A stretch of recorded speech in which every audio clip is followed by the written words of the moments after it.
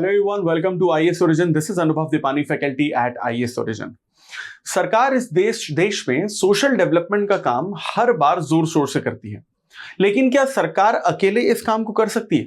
क्या लोगों की जरूरत सरकार को नहीं है उनका साथ देने के लिए, या फिर सरकार के अलावा सरकार को किसी और दूसरी प्राइवेट ऑर्गेनाइजेशन या बॉडीज की भी जरूरत नहीं पड़ती जो सोशल डेवलपमेंट में किसी न किसी तरीके से सरकार की मदद कर सके? ऐसा बिल्कुल नहीं है। सरकार को भी मदद की जरूरत पड़ती है और यह देश सामाजिक रूप से तभी विकसित हो पाएगा जब इस देश को विकसित करने का ठेका सिर्फ सरकार ने नहीं बल्कि इस देश में रहने वाले लोगों ने भी लिया हो। और कई बार हमें इस देश में यह देखने को मिलता है कि इस 150 करोड़ की पॉपुलेशन में कुछ लोग ऐसे निकल कर आते हैं जो एक ऐसा ग्रुप और ऑर्गेनाइजेशन बनाते हैं जिनका मकसद न सरकार में शामिल होने का होता है, जिनका मकसद न किसी भी तरीके का फायदा कमाने या किसी का फायदा उठाने या पैसे कमाने का होता है, जिनका मकसद सिर्फ और सिर्फ समाज सेवा का होता है। और इसी तरीके के ग्रुप या ऑर्गेनाइजेशन को हम लोग एनजीओज या नॉन गवर्नमेंटल ऑर्गेनाइजेशन के नाम से जानते हैं।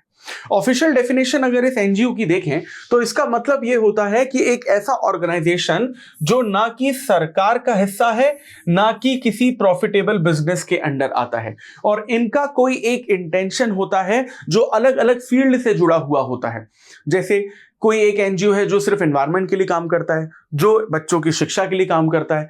कुछ एनजीओ सीनियर सिटीजन्स की हेल्थ के लिए काम करते हैं, या न्यूट्रिशन के लिए काम करते हैं, या साफ सफाई के लिए काम करते हैं, या दूसरी तरीके की अवेयरनेस जगाने के लिए काम करते हैं। अब आज की डेट में आपको जो बहुत फेमस एनजीओज देखने को मिलते हैं वो अलग अलग सेगमेंट्स में देखने को मिलते हैं।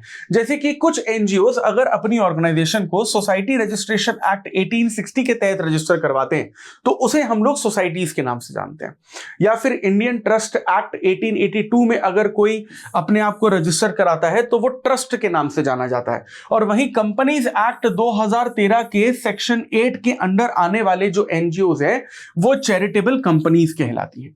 अब यहां पर अगर आप एग्जाम्पल के तौर पर देखें तो आपको यहां पर बहुत सारे एग्जाम्पल्स दिखते हैं एनजीओ के जो काफी ज्यादा सक्सेसफुल रहे। एग्जाम्पल के तौर पर Smile, CRY, HelpAge India, Kailash Satyarthi children foundation तो one of the most successful NGOs है इस दुनिया का, क्योंकि कैलाश सत्यार्थी तो वो पर्सन है जिन्हें नोबेल प्राइज भी मिल चुका है। वहीं अक्षय पात्रा। एनवायरमेंट के एनजीओज की अगर हम लोग बात करें तो Assam science society, Bombay natural history society, कल्प वृक्ष, बहुत सारा। लेकिन एनजीओज के आपको पॉजिटिव साइड के साथ साथ कुछ आपको नेगेटिव साइड भी देखने को मिलते हैं। दिक्कत यह है कि इस देश में 90% से ज्यादा जो एनजीओज हैं वो सिर्फ नाम के लिए एनजीओ हैं। एक्चुअली में वो एनजीओ का भी काम नहीं करते, कई बार वो शायद मनी लॉन्ड्रिंग का काम करते हैं या फिर एक तरीके से शेल कंपनी की तरह काम करते हैं जो लोगों के ब्लैक मनी को व्हाइट मनी में कन्वर्ट करने के काम आता है। और इस देश में 10% से भी कम ऐसे एनजीओज हैं जो एक्चुअली में सच में सिर्फ डेवलपमेंट के लिए काम करते हैं। बात यहां पर यह है कि एनजीओ जो है वो कोई एक प्रॉफिटेबल बिजनेस तो है नहीं, तो लेकिन एनजीओ के भी तो खुद के खर्चे होते हैं, क्योंकि अगर आपको आंदोलन चलाना है तो उसके लिए भी पैसा चाहिए होता है। जैसे महात्मा गांधी किसी से पैसा तो लेते नहीं थे किसी भी आंदोलन को चलाने के लिए, लेकिन जब उन्होंने असहयोग आंदोलन या नॉन कॉपरेशन मूवमेंट चलाया था उसमें भी तो उन्हें फंड्स की जरूरत पड़ी ही थी। उसी तरीके से एनजीओ भी अगर सरकार के साथ काम नहीं करते, ना ही किसी प्रॉफिटेबल कंपनी के लिए काम करते हैं या बिजनेस या पैसे के लिए काम करते हैं, लेकिन फिर भी काम करने के लिए फंड्स तो उन्हें चाहिए ही। और ये फंड्स आते हैं उन्हें अलग अलग तरीके के डोनेशन से। कई बार ये डोनेशन उन्हें इंडिया से ही आते हैं, कई बार ये डोनेशन इंडिया से बाहर विदेशों से भी आते हैं। अब होम मिनिस्ट्री को इस बात का डर हमेशा लगा रहता है कि जिस एनजीओ को जो फंड या डोनेशन दिया जा रहा है वो एक्चुअली में सच में कोई फंड या डोनेशन है जो अच्छे काम में लगाया जाएगा, या फिर कोई ब्लैक मनी है जिसे व्हाइट मनी में कन्वर्ट करने के लिए एनजीओ का सहारा लिया जा रहा है।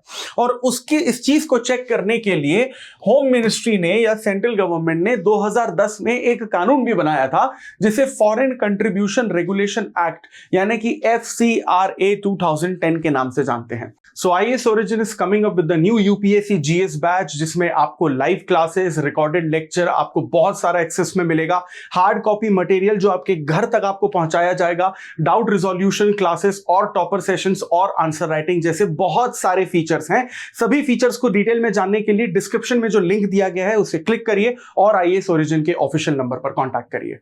अब ये जो बेसिकली एक्ट है, ये इस चीज पर रेगुलेट करता है या चेक करता है कि किसी भी एनजीओ को फॉरेन कंट्री से जो बेसिकली फंड आए हैं वो सही तरीके से भेजे गए हैं या नहीं। और ये जो पूरा का पूरा एक्ट है ये इंप्लीमेंट ही किया गया था होम मिनिस्ट्री के द्वारा, क्योंकि जो इस देश की इंटरनल सिक्योरिटी है वो होम मिनिस्ट्री के अंडर ही आती है। अब यहां पर एनजीओज में पैसे को लेकर बेसिकली क्यों शक होता है यहां पर गवर्नमेंट को कभी कभी, क्योंकि किसी भी इंटरनल सिक्योरिटी में जो भी ऑर्गेनाइज्ड क्राइम चलता है या टेररिस्ट एक्टिविटीज चलती हैं या इंसर्जेंसी या मिलिटेंसी या खालिस्तानी इशू या फिर नक्सलिज्म का सिनेरियो चलता है, वो बिना पैसे के कुछ नहीं कर सकते।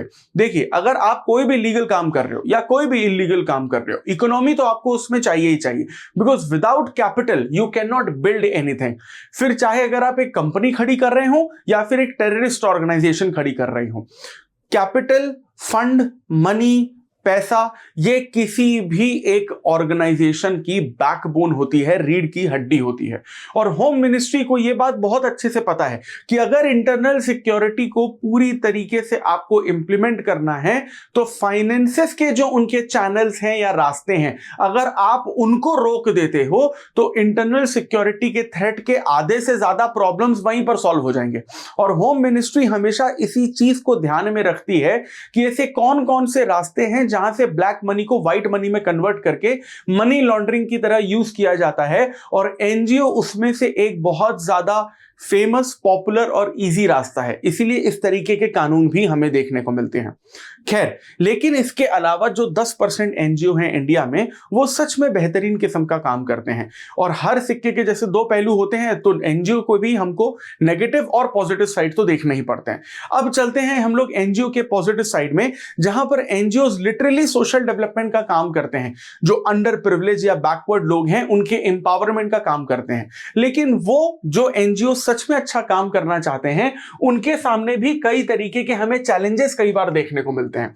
एग्जाम्पल के तौर पर, एक तो यहां पर एनजीओ का जो नाम है वो काफी ज्यादा खराब हो ही जाता है, क्योंकि ज्यादातर लोगों को यह लगता है कि जो सारे के सारे एनजीओ होते हैं वो पूरे फेक होते हैं और सिर्फ नाम के लिए ही काम करते हैं। ऐसा नहीं है। There are few of the NGOs who are working very good. Plus problem यहां पर एक और चीज है कि कई बार एनजीओ का क्या है, पॉलिटिकल इन्वॉल्वमेंट हो जाता है। अब ये इन्वॉल्वमेंट दो तरफा होता है। कई बार एनजीओ से लोग फेमस होकर पॉलिटिकल पार्टीज में जुड़ जाते हैं और वहां पर अपना इन्वॉल्वमेंट बढ़ा लेते हैं, और जो उनका रियल मोटिव था वो वहां पर खत्म हो जाता है। कई बार पॉलिटिकल पार्टीज जो है वो एनजीओ में इन्वॉल्व हो जाती हैं और अपनी इमेज को सुधारने की कोशिश करती हैं। एनजीओ को अगर ईमानदारी से और सच में डेवलपमेंट या एम्पावरमेंट के लिए काम करना है तो पॉलिटिक्स से एनजीओ को दूर रखना जरूरी है, क्योंकि जहां पर भी पॉलिटिक्स घुसती है, करप्शन अपने साथ लेकर ही आती है। इसके अलावा प्रॉब्लम यहां पर यह है कि एनजीओज जो अच्छे काम कर रहे हैं उनका इंटेंट तो बहुत अच्छा होता है, लेकिन उनके पास स्ट्रैटेजिक प्लानिंग नहीं होती है। यानी कि प्लान शायद है लेकिन फिर एग्जीक्यूशन अच्छा नहीं है। That is also very big problem. अब यहां पर अगर एग्जीक्यूशन अच्छे से नहीं हो पा रहा है, वो क्यों? क्योंकि यहां पर क्या है कि वॉलंटियर्स की बहुत ज्यादा कमी है। जो यूथ है वो एनजीओ में बहुत ज्यादा इंटरेस्टेड नहीं होता। क्यों? क्योंकि एनजीओ में सभी लोगों को पता है कि अगर हम लोग इसमें अपना करियर बनाएंगे तो बहुत ज्यादा पैसा कभी शायद नहीं कमा पाएंगे। एक जो प्रिविलेज्ड लाइफ होती है, एक जो लैविश लाइफ होती है, वो हमें यहां पर देखने को नहीं मिलेगी। उस वजह से जो इस देश का यूथ है वो काफी हद तक बेसिकली क्या है, एनजीओ से दूर रहने की कोशिश करता है। और जब तक ह्यूमन कैपिटल रिसोर्स एनजीओ के पास नहीं आएगा, एनजीओ एक्चुअली में सक्सेसफुली काम नहीं कर पाएगा। प्लस यहां पर लैक ऑफ फंड्स भी है। अब अभी तो हम लोगों ने बात की थी उस एक्ट के बारे में जो फॉरेन फंड्स देखता है। देखो, यहीं पर ना कहीं कहीं पर एनजीओ की मोनोपोली हो जाती है। कुछ एनजीओ ऐसे हैं जिनको करोड़ों का फंड मिल जाता है, और कुछ एनजीओ ऐसे हैं जिन्हें हजारों का भी फंड नहीं मिलता। जिन एनजीओ को फंड मिलता है वो अपने फंड्स के लिए भी मार्केटिंग स्ट्रैटेजीज का इस्तेमाल करते हैं। डेवलप्ड अर्बन रीजन में आपको वहां पर एनजीओ देखने को मिलेंगे, जैसे कि दिल्ली में new Delhi which is the capital of India, उसका जो सबसे डेवलप्ड एरिया है कनॉट प्लेस, नाम आप सुना होगा आपने शायद, वहां पर कुछ एनजीओ के हेडक्वार्टर है। अब आप दिल्ली में बैठ के कनॉट प्लेस में एनजीओ का हेडक्वार्टर खोल के करोगे क्या? वहां पर तो हर कोई एम्पावर्ड है।